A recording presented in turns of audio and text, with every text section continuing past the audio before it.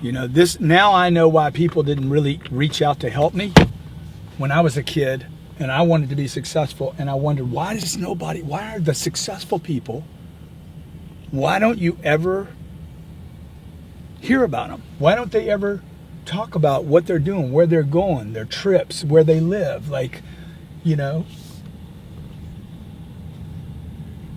they hide. They get successful and then they hide. And the reason why is because they start getting people hating on them and hating on success and resenting them and envious of them. And they finally say, you know what, I'm just going to pull the curtains and nobody's going to see how I live my life, how I got where I'm at, what I'm doing, you know, how I'm operating, how much money I give away to charity. You don't end up knowing anything except, oh man, that guy, he's off on a boating trip, you know? I mean, literally the family unit, the only time they share anything is when it's at Easter or Thanksgiving, the family. I mean, it becomes a really closed, almost a closed society, like a secret thing, how they became successful. So you don't get to nobody gets to learn anything from these super, uber successful guys, because they start pulling the curtains in front of them to protect themselves and their family. And as risky as it is, because I know people are going to be like, oh, the guy's driving in his Rolls and he's showing his car off, and he's on his plane and showing it off, and he's, you know, shooting video in his apartment showing that off. Okay, well, what you could think that I'm showing it off. Some people will think that. And me and my wife know that that's going to happen. But that's not our intention, okay? Other people are like, I'm inspired. And that's really the goal, you know, is not to pull the curtains closed and not to hide,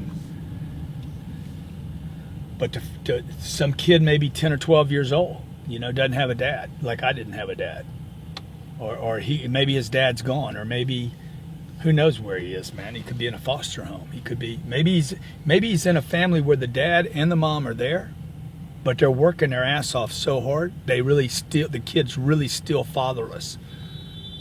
And so maybe he sees this video on YouTube and says, wow, man, you know, dude, who doesn't want to have nice things? Come on. Who doesn't want to have nice things? And by the way, who would think nice things are a bad thing? Like, what happened to us that we're like, we don't want nice things, and we think nice things are out of reach, or we think nice things aren't necessary, or that car's too much, or that's too much, you know, or, you know, like some people be like, what, man, 400 grand for a car, why don't you just give that money to charity? Hey, why don't I do this? Why don't I do both?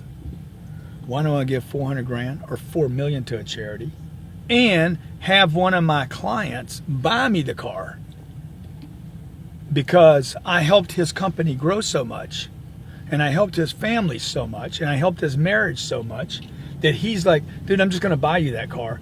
That's how grateful and thankful I am for you. Okay? How about taking a freaking risk, buying a piece of real estate, putting my buddies in it, and my buddies are so grateful for the return on their investment that the dude buys me a watch to go with it as a way to show thanks. See, like you know, so many people don't have all the information.